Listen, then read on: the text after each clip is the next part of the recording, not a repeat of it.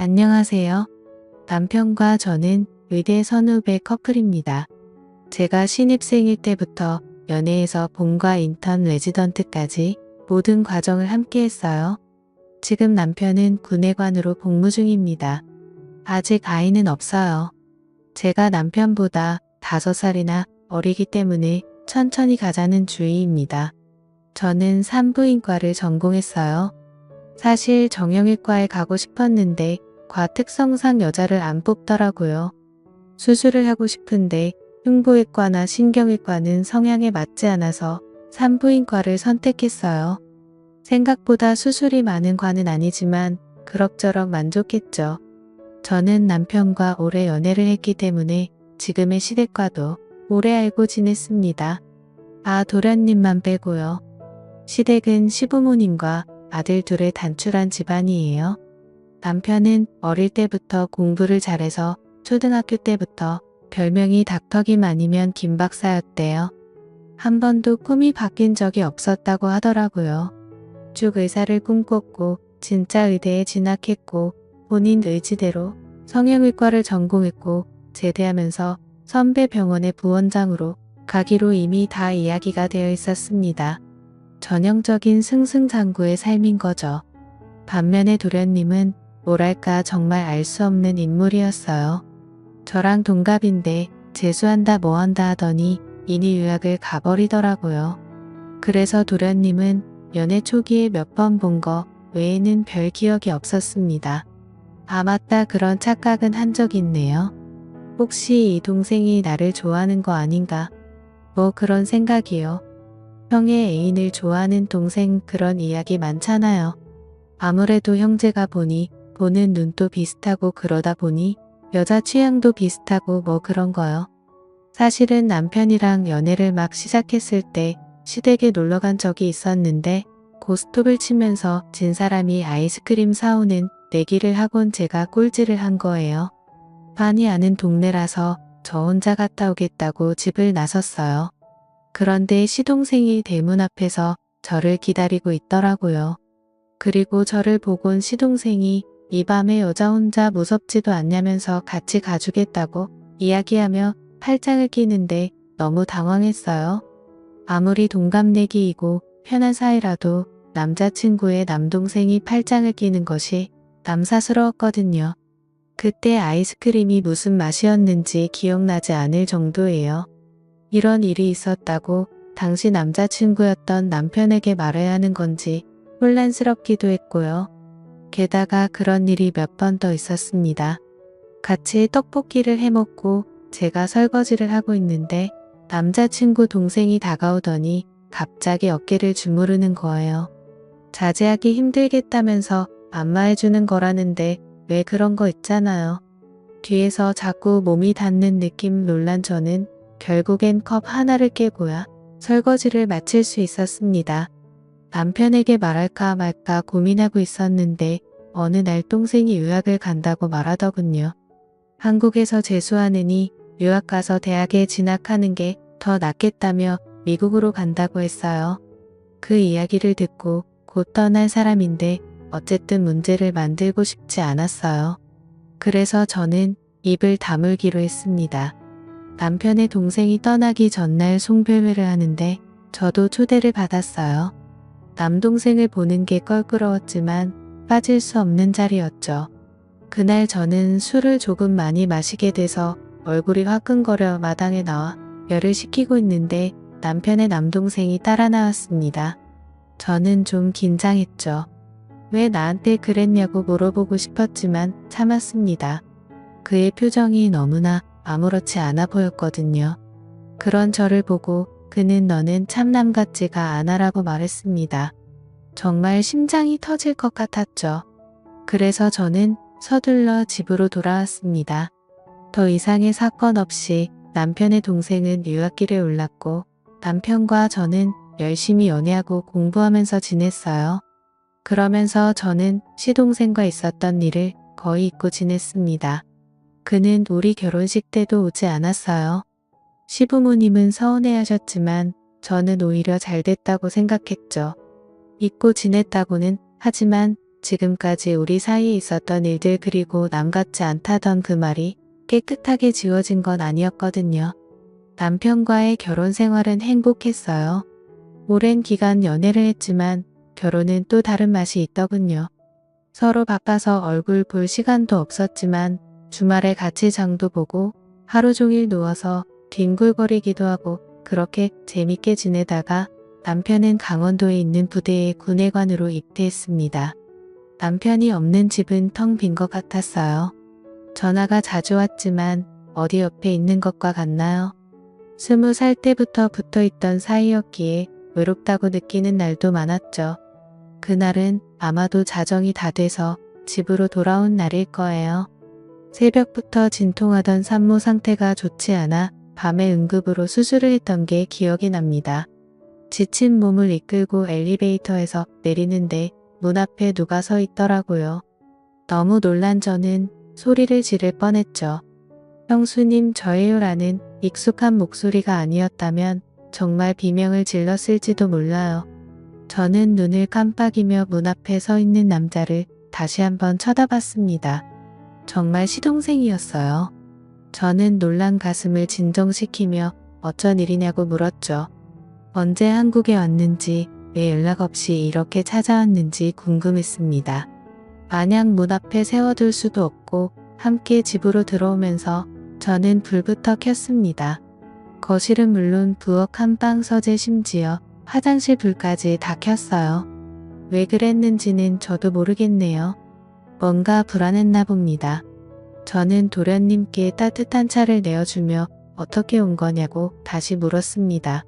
도련님은 대답 없이 차만 마시더니 부모님은 자기가 귀국한 걸 모르신다고 아무도 모르니 말하지 말라고 하더군요. 저는 괜히 긴장돼서 침을 꼴깍 삼켰습니다. 이어서 도련님은 저에게 며칠만 있게 해달라고 했습니다. 당장 갈 데가 없어서 왔다고 갈 곳을 구해서 나갈 테니 좀 봐달라고요. 저는 거절할 수가 없었죠. 다음 날부터 저는 일부러 일찍 출근했고 괜히 민기적거리며 늦게 퇴근했어요. 남편도 없는 집에서 시동생과 단둘이 있는 게 좀 불안했거든요. 예전 기억도 있고 뭔가 떨어져 있어야 한다는 본능이었다거나 할까요? 아마 도련님도 느끼고 있었을 거예요. 제가 도련님을 많이 불편해한다는 걸. 그렇게 며칠이 지난 어느 날이었습니다. 중요한 자료가 들어있는 USB를 놓고 와서 점심시간을 이용해서 집에 들른 날이었어요.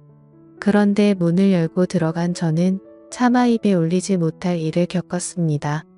현관문을 열고 거실을 지나 안방 쪽으로 가니 방문이 열려 있었어요. 뭐지 싶어서 살금살금 다가서려는 찰나 누군가 나의 손을 거칠게 휙 낚아채더라고요. 그건 바로 도련님이었어요. 저는 지금 뭐 하는 거냐고 왜 이러냐고 소리치자 도련님이 저를 데리고 급히 안방으로 들어갔습니다. 그리고는 다급하게 말했어요. 이젠 더 이상 못 참겠어요. 오늘 일은 전부 잊어달라면서요. 도련님은 샤워 가운을 입고 있었는데 저는 도련님의 허리에 두른 끈이 풀어지는 걸 보며 동시에 눈을 감아버렸죠. 그런데 그 뒤로 시간이 꽤 흘렀는데 아무 일도 일어나지 않는 거예요. 그래서 저는 조용히 눈을 떴습니다. 그리고 엄청난 광경을 보게 되었습니다. 도련님이 여성용 슬립을 입고 있는 겁니다.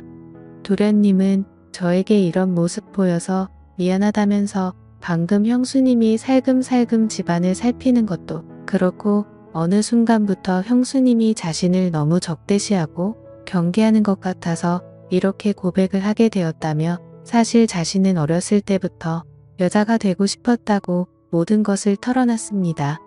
공부를 잘하고 남자다웠던 현관은 달리 자신은 소극적이고 얌전한 성격이어서 남중남고를 다니며 나는 내 자신이 남자인 것을 받아들일 수가 없다. 여자가 되고 싶다는 생각을 막연하게 했고 그 마음을 형에게 털어놓은 순간 정신 나간 놈 취급을 당했다고 했죠. 그리고 제 남편이 부모님께 말하면 죽여버리겠다고 했대요. 너 같은 거 남았다고 생각하시면 고통스러우실 거다. 여기 있지 말고 외국으로 나가서 더 더 하고 싶은 대로 하고 살라고 했다고 하더군요. 그제야 모든 게 이해가 됐습니다. 자신이 여자라고 생각하니까 제 팔짱을 낀 것이 어색하지 않았을 테고 중간중간 스킨십이 있었어도 이상하지 않았을 겁니다. 설거지할 때 안마를 해준 것도 여자 친구들끼리의 자연스러운 스킨십 같은 것이었고 남 같지 않다는 말은 같은 여자 그러니까 제가 형수가 아니라 세연이 같다는 말이었겠죠. 저는 다리에 힘이 풀려 침대에 주저앉고 말았습니다. 그래서 정말 한 번도 여자한테 끌려본 적이 없냐고 물었습니다. 정신과 전문의는 아니지만 실습을 나간 적이 있는 터라 저는 의사로서 물었습니다. 도련님은 단 한 번도 여자에게 매력을 느낀 적이 없다고 했어요. 연애를 한 적도 당연히 여자랑 사랑을 해본 적도 없다고요. 이렇게 건장한 청년이 저는 시동생의 몸을 보며 어쩌면 아깝다는 생각이 들었던 것 같습니다. 형을 닮아 남성적이고 탄탄한 몸이었어요. 아니 말라서 그렇지 형보다 더 키가 크고 골격도 컸습니다. 저는 괜히 침을 꼴깍 삼켰어요. 앞으로 어떻게 할 거냐고 물었더니 여자로 살 계획을 차근차근 말해주더군요. 혼자 잘 헤쳐나갈 테니 비밀로 해달라고 나중에 밝혀져도 형수는 모르는 척하면 된다고 했습니다. 시동생의 비밀을 알게 된 저는 당분간 집에 있는 것을 허락했어요. 도련님이 아니고 아가씨라고 생각하기로 했고 그럼 불편할 것도 거리낄 것도 없었으니까요. 그렇게 비밀스러운 동거는 시작되었습니다. 도련님은 제 옷을 입어보기도 했고 제 화장품과 고데기를 써보기도 했어요. 저는 마치 여동생 아니 아가씨와 제 물건을 나누듯이 자연스럽게 지냈고 수다를 떨다가 소파에서 나란히 낮잠을 자기도 했습니다. 남편 없이 외롭던 생활에 도련님과의 동거는 꽤나 즐거웠죠. 그러던 어느 날이었어요. 같이 영화를 보고 있었는데 러브신 가득한 장면이 나왔습니다. 괜히 멋쩍어져서 저는 농담 반 진담 반으로 물어봤어요. 정말 여자랑 사랑을 해본 적이 없느냐고요. 그게 무슨 뜻이었는지 모르겠습니다. 어쩌면 한 번쯤은 여자와 사랑을 나눠보고 이후에 선택했으면 하는 바람이었을지도 모르겠네요. 그러고 나면 여자를 좋아하게 될 수도 있으니까요. 그래서 계속 남자로 살겠다고 마음을 바꿀지도 모르니까요. 그렇게 도련님을 설득 아닌 설득을 해보려고 했던 것 같았습니다. 제 질문에 시동생은 그냥 피식 웃었죠. 그리고 그날 밤 그 질문에 대한 답을 내더군요. 잠이 오지 않아 뒤척이고 있는데 도련님이 안방으로 들어왔습니다. 평소에도 같은 여자끼리인 것처럼 거리낌 없이 지낸 터라 그러려니 하고 있었죠. 도련님은 제 옆에 눕더니 제 어깨에 머리를 기대더군요. 그래서 제가 왜 그러나고 무서운 꿈이라도 꿨냐고 물으려는 찰나 그는 제게 다가오다가 갑자기 멈춰섰어요. 제 진심을 알겠죠? 여기까지 그게 그의 마지막 말이었어요. 그리고 그 방을 나갔죠. 더 이상의 그 어떤 말도 필요하지 않게 그는 완벽한 여자임을 증명했습니다. 혼란스러운 마음의 땀에 흠뻑 젖은 채 잠든 새벽 불현듯 눈을 뜬 저는 어제 내가 도련님께 무슨 짓을 한 건가 싶어 갑자기 미안했습니다. 그래서 이리저리 눈을 굴리고 있을 때 화장대 위에 놓인 편지 한 장이 눈에 들어왔어요. 그리고 시동생이 남긴 그 편지를 집어들었습니다. 편지에는 형수의 말은 고맙지만 여자로 살고 싶다는 마음은 변한 적이 없다. 그리고 이제 지낼 곳을 찾았으니 그곳에서 지내겠다. 그동안 많이 고맙고 잊지 못할 것 같다는 작별에 인사가 쓰여 있었습니다. 그러자 더 이상 죄책감이 들지 않았어요. 시동생이 가는 길에 확신을 주는 말이었다. 그렇게 생각하니 정말 아무렇지도 않았어요. 해가 뜨지 않은 새벽에 떠나버린 시동생을 떠올리며 저는 조금 슬프던 것도 같습니다. 얼마나 힘든 삶을 살게 될까 생각하니 안쓰럽고 가여웠죠. 그렇게 아무 일 없었다는 듯이 시간은 마냥 흘러갔습니다. 산모들이 아들인지 딸인지 궁금해하는 모습을 보면서 딸이라고 행복해하고 아들이라고 좋아하는 그 표정들을 보면서 저는 가끔 도련님을 떠올렸어요. 이렇게 처음부터 딸이었다면 얼마나 좋았을까. 태초부터 여성으로 태어났다면 정말 행복했을 텐데. 그러면 나와는 세상에 둘도 없는 새언니와 아가씨로 같이 목욕탕도 가고 쇼핑도 가고 마치 친자매처럼 지냈을 텐데. 뭐 그런 생각을 하면서 그 사람이 걱정되고 그립기도 했습니다. 산부인과와 소아청소년과의 모임이 있던 자리에서 예과 때부터 친했던 소아과 친구가 한 잔 더 하자며 우리 집으로 자리를 옮기게 됐어요. 이미 두 아이의 엄마인 그 친구는 소아청소년과 의사답게 꽤나 좋은 엄마인 듯 보였습니다. 맥주 캔이 서너 개 비워갈 때쯤 친구가 고백 아닌 고백을 하더군요.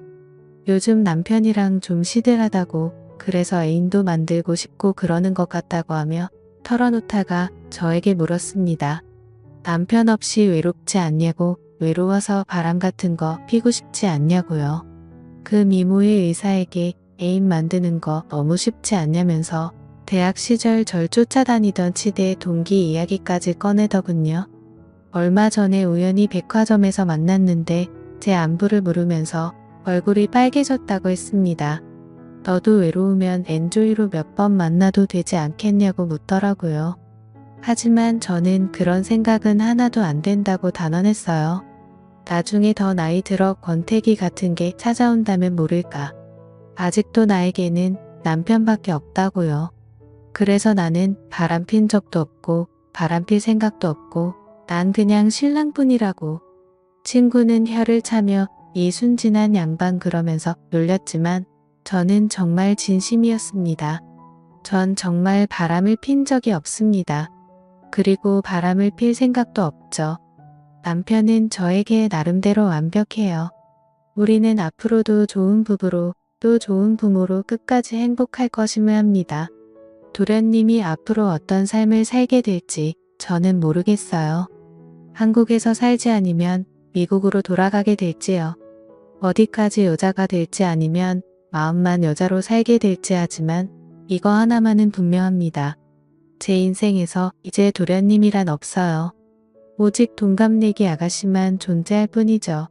태어났지만 알콩달콩 즐거웠던 한 달간의 돈과 함께 낄낄거리며 봤던 영화들 서로 바꿔가며 보던 잡지들 같이 잡아주며 했던 스트레칭과 요가 그리고 그날 그 밤의 그 시간들 그 모든 걸 저는 아주 순수하게 기억할 겁니다.